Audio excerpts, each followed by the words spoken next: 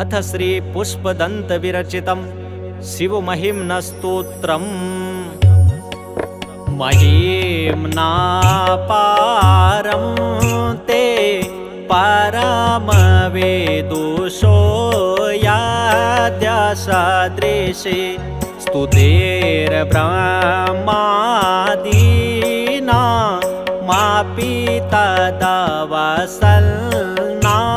स्वयि गिरा अथावाच्या सर्वा स्वमतिपरिणामावधिगृह्णन् ममापि स्तोत्रे हरनिरपवादा परिकरा अतीतापन्थानो तव च महिमा वाङ्मनसयो अतद्व्यावृत्याय चकितमभिधत्ते श्रुतिरपि सकस्य स्तोतव्या कतिविधगुणा कस्य विषया पदे त्वार्वाचीने पतति नामना कस्य न वचा मधुस्फीता वाचा परममृतं निमृतवता तवा ब्रह्मन् किं वा कपिसुरगुरोर्विस्मयपदं मम त्वेतां वाणी गुणकथनपुण्येन भगवता पुनामीत्यर्थेऽस्मिन् पुरमथनबुद्धिर्व्यवसिता तवैश्वर्यं यता जगदुदया रक्षा प्रलयकृत् त्रयीवस्तुं व्यस्तं त्रिसृषु गुणाभिन्नासु तनुषु अभाव्यानामस्मिन्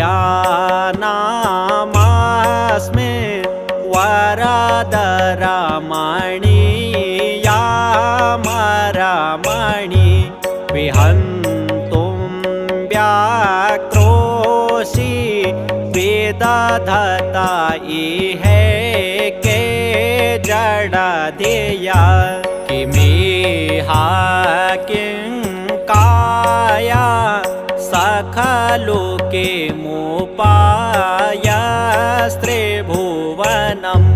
किमाधारो धाता सृजति किमुपादानयिते च अतर्केश्वरे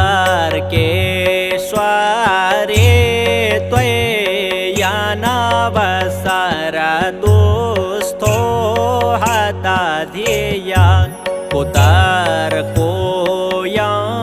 काश्चित् मुखरयति मोहाय जगता अजन्मानो लोका किमवयववन्तोऽपि जगताम् अधिष्ठातारं किं भवविधिरनादृत्य भवति अनीशो वा कुर्यात् भुवन जनने का परिकरो यतो मन्दास्त्वां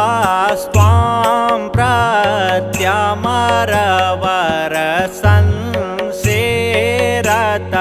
इमे त्रयी सांख्यं योगा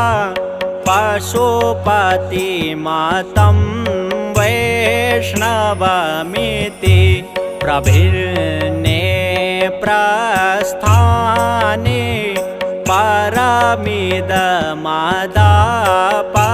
परमिदमादापाथ्यमिति च रुचीनां वैचेत्र्या त्रिजोकोटिलनानापथजोषां निर्णामेको गम्य स्वमसि पयसामर्णव एव महोक्षाखट्वाङ्गं परशुराजिनं भस्मफणिना कपालं चेतेय तव वरदतन्त्रोपकरणं सुरास्तां ताम्रेतिं दधते तु भवद्रोप्रणिहितां न हि स्वात्मा रामो विषयमृगतृष्णा भ्रमयति ध्रुवं कश्चित् सर्वं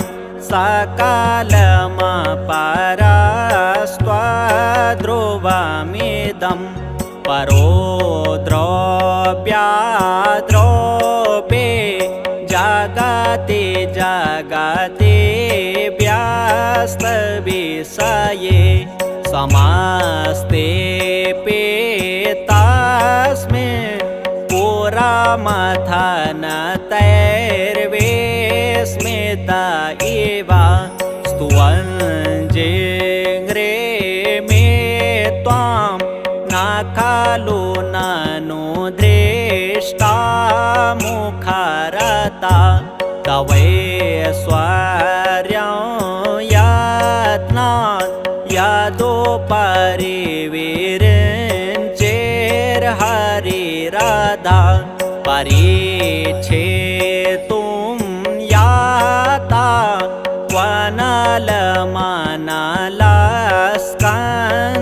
वनलमनलस्कन्धवपुषा ततो भक्तिश्रद्धा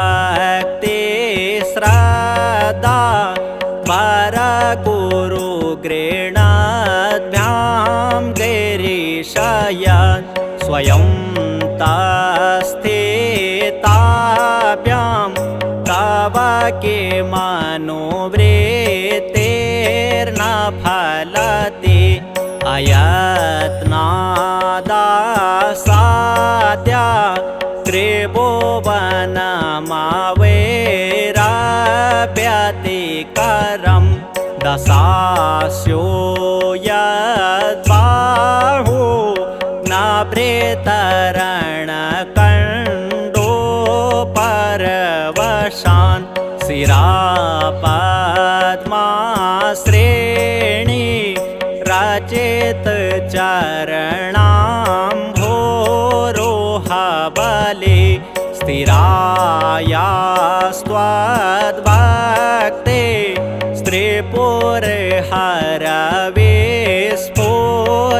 स्त्रीपुरहरविस्फुर्जितमिदम् अमुष्या त्वत्सेवा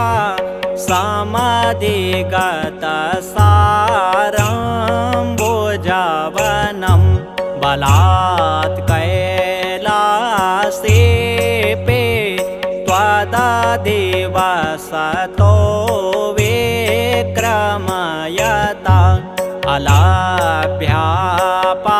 अलाभ्यापाताले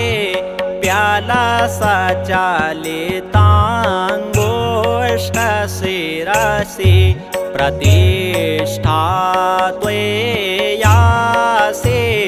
ध्रुवमुपचितो मुयति खला यद्रिद्धिं सूत्रां नो वरद परमोच्चैरपि सतिम् अधश्चक्रे बाणा परे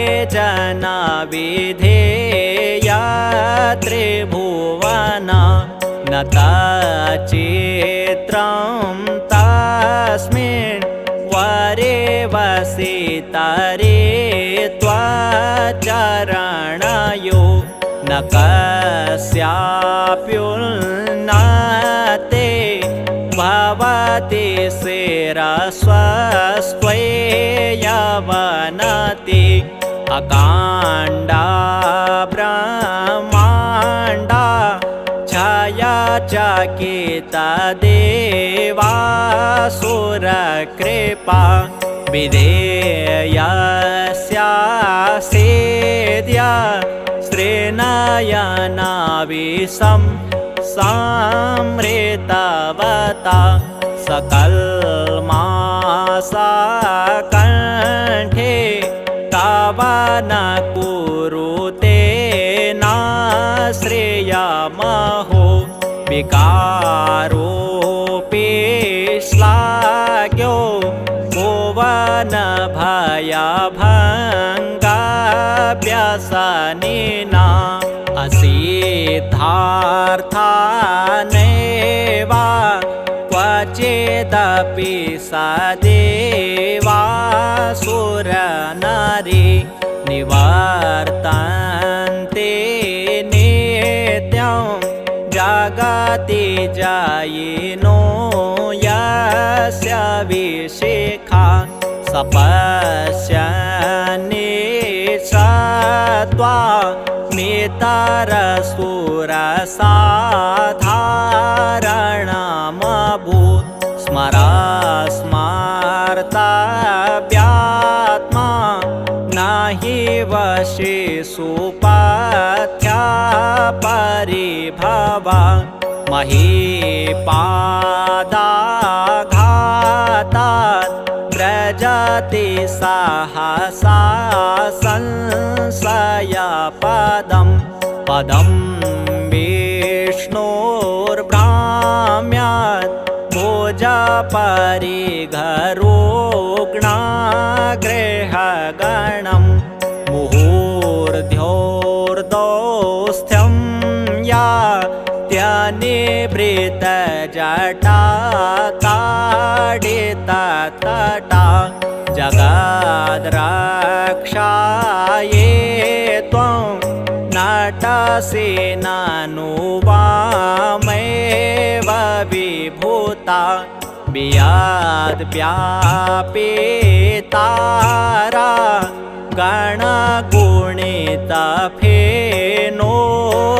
गणगुणितफेनोद्गमरुचि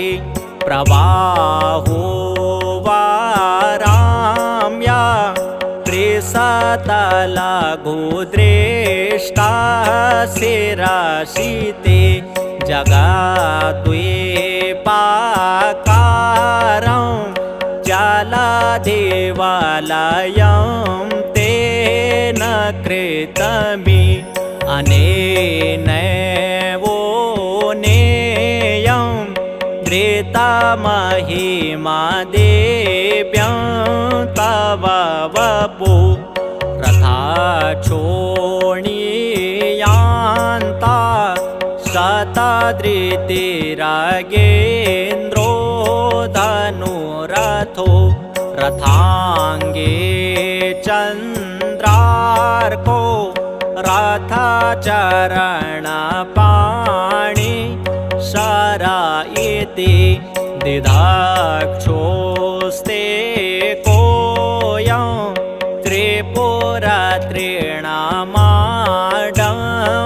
त्रिपुरत्रीणामाडम्बरविधि विधेये क्रीडन्त्यो न खलु परतन्त्रा प्रबुदेया हरेस्ते साहस्रं कमलबलिमाधाय पदयो यदेको नेतस्मिन् निजमुदाहरन्नेत्रकमलं गतो भक्त्योद्रेका परिणतिमसो चक्रवपुषा त्रयाणां रक्षायै त्रिपुरहर जागर्ति जगतां क्रतो सुप्ते जाग्र त्वमसि फलयोगे क्रतुमतां क्व कर्मा प्रध्वस्तं फलति पुरुषाराधनामृते अतस्त्वां सम्प्रेक्ष्य क्रतुषु फलदानप्रतिभुवं श्रुतो श्रद्धां बद्ध्वा दृढपरिकरा कर्मसु जना क्रियादक्षो दक्षा क्रतुपतिराधीशस्तनुभृतां ऋषीणामार्त्वेज्यं शरणदसदस्यासुरगणा क्रतुभ्रंशस्त्वता क्रतुफलविधानाभ्यसनेन ध्रुवं कर्तु श्रद्धा विदुरमभिचाराय हि मखा प्रजानाथं नाथ प्रसभमभिकं स्वां दुहितरं गतं रोहिद्भूतां त्रिरमये सुमृष्यस्य वपुषा धनुष्माणिर्यातं देवमपि सपत्राकृतममुं त्रसन्तं ते ध्यापे त्यजते नामृगव्याधरमसा स्वलावण्या संसा धृतधनुषमह्नाय तृणभृत् पुरा प्लुष्टं दृष्ट्वा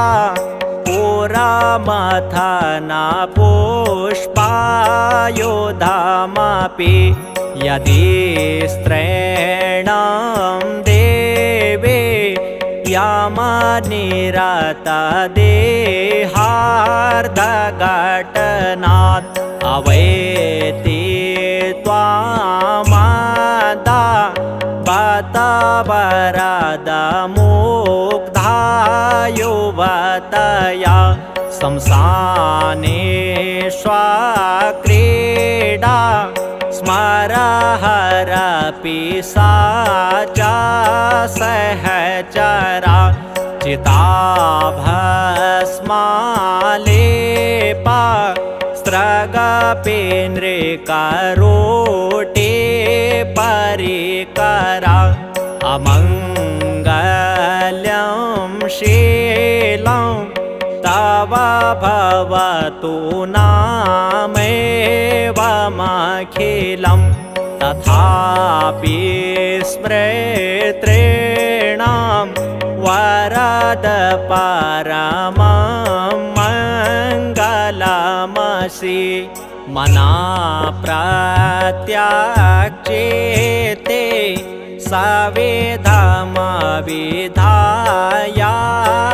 सवेधमविधायातमरुता प्रहस्रद्रोमाणा प्रमादसलिलोत्सङ्गतिदृशा यदा लोक्यालादं हृदयैव निमज्जामृतमयि ददत्यन्तस्तत्त्वं किमपि यमिनस्तत् किल भवान् त्वमेवास्य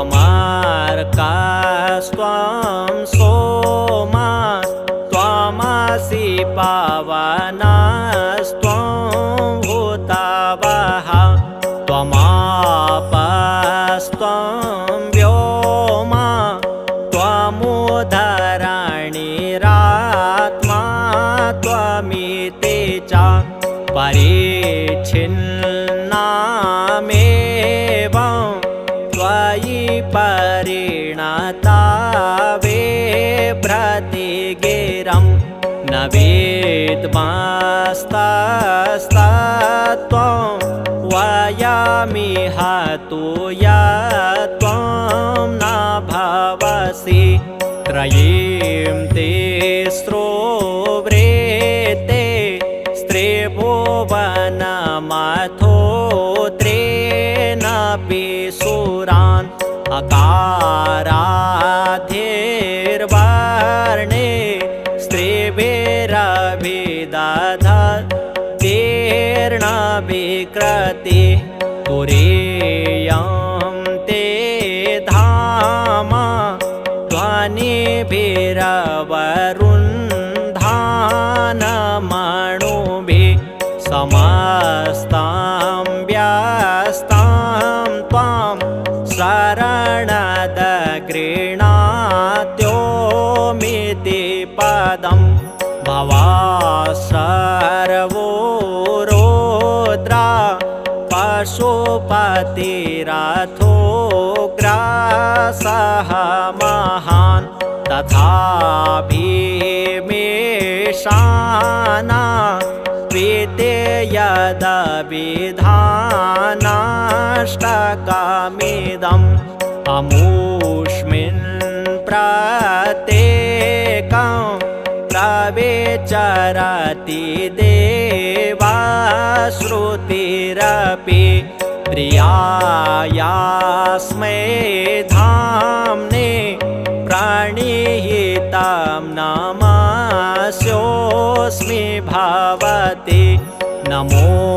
निर्दिष्टाय प्रियदवदविष्ठाय च नमोदिष्ठाय स्मरहरमहिष्ठाय च नमो वर्षिष्ठाय त्रिनयनाय विष्ठाय च नमः सर्वस्मै ते तदिदमति सर्वाय च नमः बहुलरजसे विश्वोत्पत्तो भवाय नमो नमः प्रबलतमसे तत्सहारे हराय नमो नमः जनसुखकृते सत्तोद्रिक्तो मृडाय नमो नमः प्रमहसि पदे निस्त्रे गुण्ये शिवाय नमो नमः कृशपरिणति चेता क्लेशवश्यं पचेदम्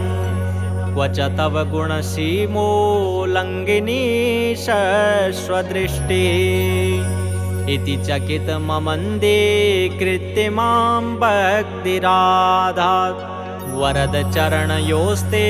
वाक्यपुष्पोपहारम् असितगिरिसमं स्यात् कज्जलं सिन्धुपात्रे सुरतरुवरुशाखा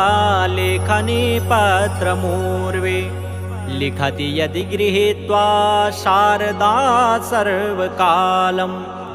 तदपि तव गुणानामीश पारं न याति असुरसुरमुनीन्द्रैरचितस्येन्द्रुमौलिः ग्रथितगुणमहिम्नो निर्गुणस्येश्वरस्य सकलगणवरिष्ठा पुष्पदन्ताभिधानः रुचिरमलघुवृत्ते स्तोत्रमेतच्चकारः अरहरनवद्यं धूर्जटे स्तोत्रमेतत् पठति परमभक्त्या शुद्धचित्ता पुमान्यः स भवति शिवलोके रुद्रतुल्यस्तथात्र प्रचुरतरधनायुः पुत्रवान् कीर्तिमाश्च महेशान्नापरो देवो महिम्नो नापरास्तु दे अघोरान्नापरो मन्त्रो नास्ति तत्त्वं गुरो परम् दीक्षादानं तपस्तीर्थं ज्ञानं यादादिकः क्रियाः महिम्नस्तव पाठस्य कलां नार्हन्ति षोडशीम् कुसुमदसन नामा सर्वगन्धर्वराजा शशिधरवरमौले देवदेवस्य दासः स खलु निजमहिम्नो भ्रष्ट एवास्य रोषात् स्तवनमिदमकार्षे दिव्यदिव्यं महिम्नः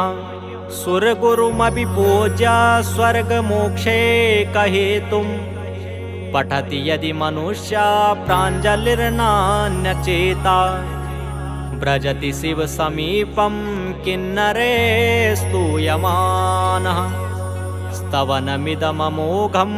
पुष्पदन्तप्रणीतम् आसमाप्तमिदं स्तोत्रं पुण्यं गन्धर्वभाषितम् अनौपम्यं मनोहारी सर्वमीश्वरवर्णनम्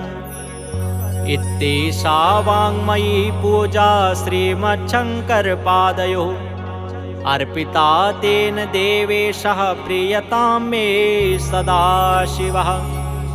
तव तत्त्वं न जानामि कीदृशोऽसि महेश्वरा यादृशोऽसि महादेवा तादृशाय नमो नमः एककालं द्विकालं वा त्रिकालं या पठे नर सर्वपापविनिर्मुक्तः शिवलोके महीयते श्रीपुष्पदन्तमुखपङ्कजनिर्गतेन स्तोत्रेण किल्बिषहरेण हरप्रियेण